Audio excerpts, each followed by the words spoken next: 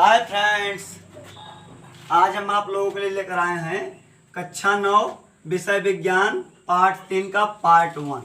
ठीक है, परमाणु एवं अणु। मैं राजीव कुशवाहा, सहायक अध्यापक सम्राट अशोक इंटर कॉलेज अशोकनगर, सम्राट Ashok inter college channel Koraon पर मैं आपका हार्दिक स्वागत करता हूँ। चलिए दोस्तों, हम शुरू करते हैं परमाणु एवं अणु। ठीक है ना। रासायनिक संयोजन के नियम, जो इसका सबसे पहला पॉइंट है वो है रासायनिक संयोजन के नियम। रासायनिक संयोजन जो होता है वह 5 प्रकार का होता है। नंबर 1 द्रव्यमान संरक्षण का नियम, नंबर 2 स्थिर अनुपात का नियम, नंबर 3 गुणगति अनुपात का नियम, नंबर 4 पारस्परिक अनुपात का नियम और नंबर 5 गणगुशय का गैसीय आयतनों का नियम। ठीक है ना। तो इसमें हम केवल 2 ही अनुपातों के बारे में जानेंगे, फर्स्ट और सेकंड पॉइंट के। और जो हमारे 3 अनुपात के नियम है हम इनको उच्च कक्षाओं में जानेंगे, यानी कि जब हम इंटरमीडिएट में पहुंचेंगे तो हम इनके बारे में जानकारी प्राप्त करेंगे। ठीक है ना। चलिए हम शुरू करते हैं द्रव्यमान संरक्षण का नियम। द्रव्यमान संरक्षण का नियम यह कहता है, इस नियम के अनुसार द्रव्यमान का उदय या विनाश संभव नहीं है। द्रव्यमान का जो नियम कहता है, जो द्रव्यमान संरक्षण का नियम कहता है, वो कहता है कि किसी भी अनुसार, ठीक है ना, जो भी द्रव्यमान है न तो उसका उदय या तो फिर न ही उसका विनाश संभव नहीं है। ठीक है। सेकंड पॉइंट पे है, किसी रासायनिक अभिक्रिया के लिए इस नियम का उपयोग निम्नलिखित तरीके से किया जाता है। ठीक है। किसी भी रासायनिक अभिक्रिया के दौरान पदार्थों के द्रव्यमान का जोड़ उस अभिक्रिया के उत्पादों के द्रव्यमानों के जोड़ के बराबर होगा। अर्थात हम कोई भी पदार्थ ले लें, यानी कि हम 1-2 पदार्थ ले लें, ठीक है, और जब उन पदार्थों का हम मल्टीप्लाई करें तो मल्टीप्लाई हमारा यानी कि जोड़ भी हमारा उतना ही आना चाहिए। चलिए देखते हैं। समझ लीजिए कि हमने लिया है एग्जाम्पल के तौर पे, ठीक है ना।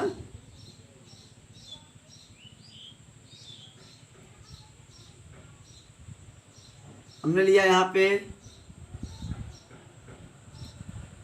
A + B, ठीक है ना, बराबर AB। ये हमारा पदार्थ है। क्या है? पदार्थ है। ठीक है। और ये हमारा क्या है? उत्पादन है, उत्पाद है। अब हम आप लोग देखिए कि यहाँ पे पदार्थ A भी पदार्थ है और B भी पदार्थ है, लेकिन जब दोनों को जोड़ा गया तो यहाँ उत्पाद में क्या मिला? हमको A और B ही मिला। ठीक है ना। चलिए हम इसमें से एक उदाहरण और देख लेते हैं। इसको मिटा दे रहे हैं, ठीक है ना, क्योंकि थोड़ा जगह कम है। चलिए मान लीजिए कि MA, ठीक है, प्लस MB बराबर MAB। ठीक है। तो यहाँ पे हमारा देखिए कि जो हमारा A है, हमारा A द्रव्यमान है, ठीक है ना, और जो MA है ये भी हमारा द्रव्यमान है, और MB है ये भी हमारा क्या है? द्रव्यमान है। और जो हमारा MAB है, हमारा A भी क्या है? A और B का द्रव्यमान है। ठीक, किसका द्रव्यमान है? A सबका द्रव्यमान है। ठीक है ना, द्रव्यमान है। ठीक है ना। अच्छा मान लीजिए, ठीक है, कि हम थोड़ा सा इसको मिटा दे रहे हैं, ये चीज ये ठीक है ना। जैसे कि हम मान लेते हैं कि हाइड्रोजन ना, हमने हाइड्रोजन ले लिया है,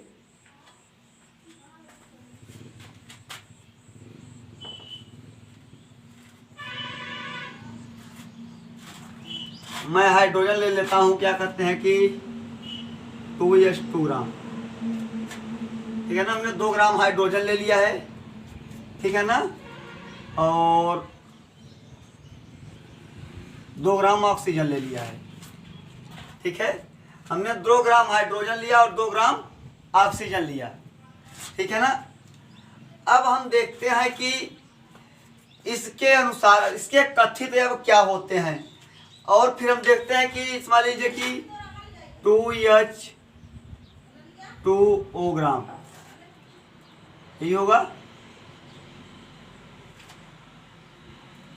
जब इसका मल्टीप्लाई करेंगे तो इतना तो ही होगा, 2H2O ग्राम। ठीक है ना। तो अगर हम देखते हैं कि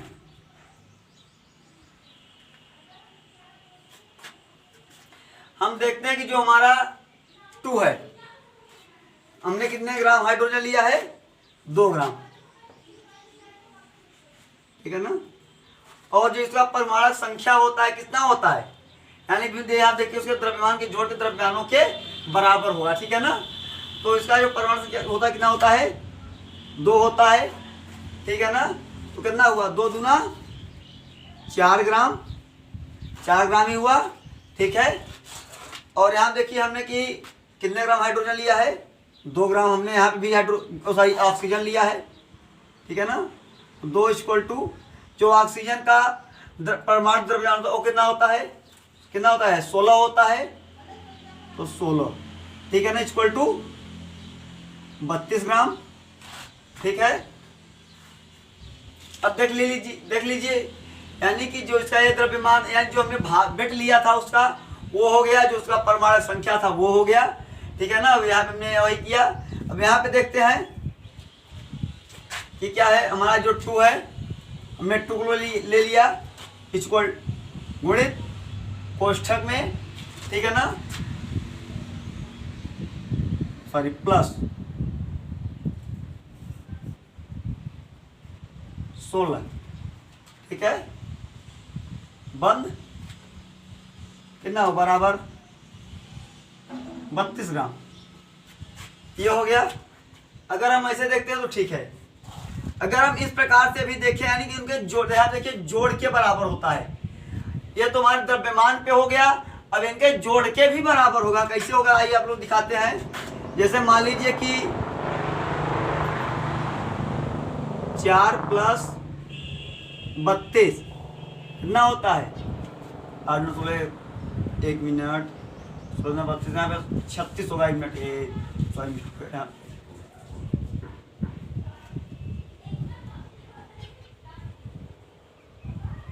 ना होगा हमारा 36 होगा। ठीक है ना। कितना ग्राम हुआ हमारा? 32 4 36। ये हमारा हो गया द्रव्यमान संरक्षण का नियम। ठीक है ना। और हमारा दूसरा है स्थिर अनुपात का नियम। स्थिर अनुपात का नियम देखिए क्या कहता है। इस नियम के अनुसार केवल शुद्ध यानी कि इस नियम के अनुसार केवल शुद्ध रासायनिक यौगिक सदैव उन्हें तत्वों से निर्मित होगा जिनसे वह मिलकर बना हुआ है। ठीक है ना। तथा इन तत्वों के द्रव्यमानों का अनुपात सदैव समान होगा। यह नियम क्या कहता है? इस नियम के अनुसार शुद्ध रासायनिक यौगिक सदैव उन्हीं तत्वों से निर्मित होते हैं कि जिनसे कि वह मिलकर बने हुए हैं या प्राप्त हुए हैं, तथा इस नियम के द्रव्यमानों का अनुपात सदैव समान यानी कि सदैव समान यानी बराबर होगा, चाहे वह यौगिक किसी भी स्थान से प्राप्त किया गया हो अथवा निर्माण किसी भी पद्धति पे किया गया हो। ठीक है ना। चलिए हम देखते हैं कि हम यहाँ पर भी एक एग्जाम्पल ले लेते हैं। ठीक है। जैसे हम यहाँ पर ले लेते हैं कि 18 ग्राम जल H2O। ठीक है, हम इसको ले लिए। अगर हम इसमें देखते हैं कि हमारा इसमें कितना हाइड्रोजन है, ठीक है ना, और कितना ऑक्सीजन है। इसमें 16 ग्राम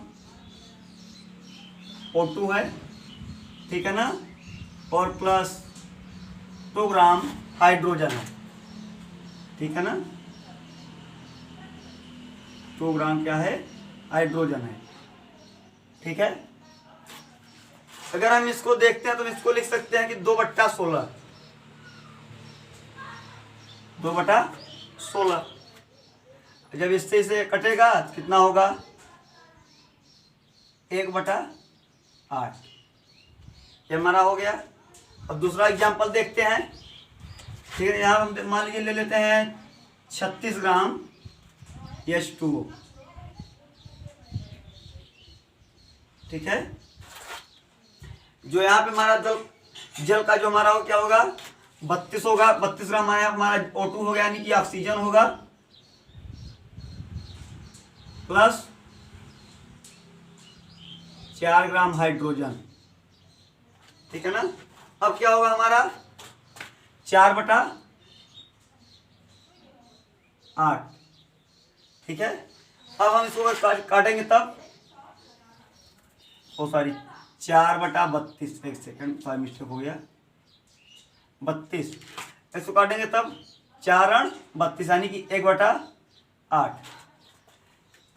यानी कि आप लोग देख सकते हैं कि किसी भी अनुपात में, देखिए यहाँ लिखा हुआ है, वह चाहे किसी भी यौगिक से लिया गया हो अथवा किसी भी यौगिक से निर्माण किया गया, यानी कि चाहे जो भी हो, लेकिन जो इसका एग्जाम्पल होगा वह क्या होगा, उसके सदैव अनुपात के बराबर होगा। हम यहाँ पर भी लिख सकते हैं कि 1:8 और हम यहाँ पे भी लिख सकते हैं 1:8, यानी कि इनके अनुपातों में कोई भी परिवर्तन नहीं होगा। जैसे हम देखिए उदाहरण में H2O के अलग अलग द्रव्यमानों वाले H2O के नमूने को लिया गया, उन सब में हाइड्रोजन तथा ऑक्सीजन के द्रव्यमानों का अनुपात 1:8 ही निकला। डाल्टन का परमाणु सिद्धांत, यानी कि जो डाल्टन ने परमाणु सिद्धांत दिए उनके बारे में। ठीक है ना। रासायनिक संयोजन के नियम पर आधारित डाल्टन के परमाणु सिद्धांत द्रव्यमान संरक्षण का नियम तथा स्थित अनुपात के नियम को सिद्ध करता है। डाल्टन ने बताया कि जो परमाणु सिद्धांत का नियम है और जो द्रव्यमान संरक्षण का नियम है और स्थिर अनुपात का नियम है, यह डाल्टन के सिद्धांत नियम के ऊपर सिद्ध करता है। डाल्टन के परमाणु सिद्धांत के महत्वपूर्ण भाग, यानी कि डाल्टन ने कुछ विचार बोले जो कि हमने यहाँ पे लिखा हुआ है, देखते हैं। सभी द्रव्य परमाणुओं से निर्मित होता है, यानी कि जितने भी द्रव्य हैं सब किससे निर्मित हुए हैं, परमाणुओं से। जितने भी द्रव्य हैं सभी परमाणुओं से मिलकर बने हुए हैं। ठीक है। सेकंड पेज पे है, परमाणु अभाज्य सूक्ष्मतम कण होते हैं, यानी कि परमाणु इतना छोटा होता है, इतना छोटा होता है, अगर उसको चाहे कि हम इसको और भागों में व्यतीत कर दें तो यह नहीं हो सकता। जो रासायनिक अभिक्रिया में न तो उत्पन्न होते हैं और न ही उनका इनसे विनाश होता है, यानी कि परमाणु किसी भी रासायनिक अभिक्रिया से न ही उत्पन्न होता है और न ही किसी रासायनिक अभिक्रिया से उसका यानी उसको समाप्त किया जा सकता है, यानी उनका विनाश नहीं किया जा सकता। यह अंश द्रव्यमान संरक्षण के नियम को सिद्ध करता है। जो डाल्टन ने यह बताया वह अंश द्रव्यमान संरक्षण के नियम के बराबर, यानी उसके नियम को सिद्ध करता है। दिए गए सभी तत्व परमाणुओं के द्रव्यमान एवं रासायनिक गुणधर्म समान होते हैं, यानी कि जो भी परमाणुओं के द्रव्यमान हैं और उनके रासायनिक गुणधर्म दोनों क्या होते हैं, समान, यानी कि दोनों बराबर होते हैं। ठीक है। अगला पॉइंट है, भिन्न भिन्न तत्वों के परमाणु परस्पर छोटी पूर्ण संख्या के अनुपात में संयोग कर यौगिक का निर्माण करते हैं। भिन्न भिन्न अनेक प्रकार के परमाणु परस्पर छोटी छोटी संख्याओं के अनुपात में संयोग कर यानी मिलकर यौगिक का निर्माण करते हैं। यह अंश स्थित अनुपात के नियम को सिद्ध करता है, यानी जो डीएच डाल्टन ने बताया यह स्थित अनुपात के नियम को सिद्ध करता है, यानी उस नियम को सही बताता है। ठीक है। अगला पॉइंट है, किसी भी यौगिक के परमाणुओं की सापेक्ष संख्या एक प्रकार निश्चित होती है। और फिर आगे डाल्टन ने बताया जो यौगिक के परमाणुओं की सापेक्ष संख्या होती है वह एक निश्चित होती है, ना उससे घटती है ना उससे बढ़ती है। ठीक है। तो हम जानकारी करेंगे परमाणु। आधुनिक परमाणु सिद्धांत के अनुसार परमाणु किसी भी तत्व का वह सूक्ष्मतम भाग है जो किसी रासायनिक अभिक्रिया में बिना अपने रासायनिक एवं भौतिक गुणधर्म को बदले उस अभिक्रिया में प्रयुक्त हो जाता है। अर्थात परमाणु वह सिद्धांत के अनुसार परमाणु किसी भी तत्व यानी परमाणु किसी भी तत्व का वह सूक्ष्मतम भाग है जो अपने किसी भी रासायनिक अभिक्रिया हो अथवा भौतिक अभिक्रिया किसी भी गुण धर्म को बदले वह किसी भी तत्व के साथ मिल जाता है।